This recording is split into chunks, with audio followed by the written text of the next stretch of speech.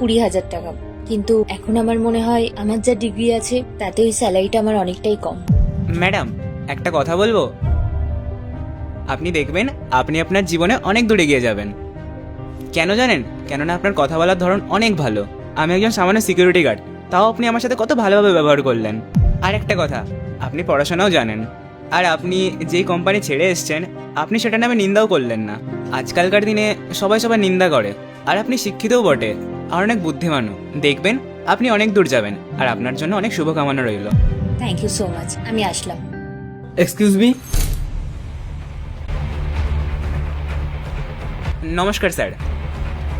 আপনি কে? ম্যাডাম, উনি এই কোম্পানির মালিক। কিন্তু আপনি যে বললেন আজকে কোম্পানি বন্ধ, স্যার নেই, তাহলে উনি? আমি ওকে বলেছিলাম এসব বলার জন্য। আসলে আমি আমার কোম্পানির ইন্টারভিউটা একটু অন্যভাবে নিতে চেয়েছিলাম। যে এই কোম্পানিতে ইন্টারভিউ দিতে আসে সেই নিজেকে ভালো দেখায়, তাই আমি ভাবলাম যে ইন্টারভিউটা একটু অন্যভাবে নেওয়া যাক। আর আমার মনে হচ্ছে যে আপনি ইন্টারভিউতে পাস হয়ে গেছেন, কারণ আপনার কথা বলার ধরন অনেক ভালো। আমাদের কোম্পানির সিকিউরিটি গার্ডের সাথে আপনি এত ভালো ব্যবহার করলেন, আর ওকে সাহায্যও করলেন। সবচেয়ে বড় কথা, যে কোম্পানি আপনি ছেড়ে এসেছেন তার সম্বন্ধে একটু নিন্দাও করলেন না। ও আপনাকে বলছিল, কিন্তু আপনি ওর কথা শুনলেন না। সেই জন্যই বোঝা যায় আপনি অনেক ভালো মনের মানুষ, যেটা আমাদের কোম্পানির জন্য অনেক ভালো। আর আপনার ডিগ্রি, সেটা তো আপনি প্রথমেই বলে দিয়েছেন।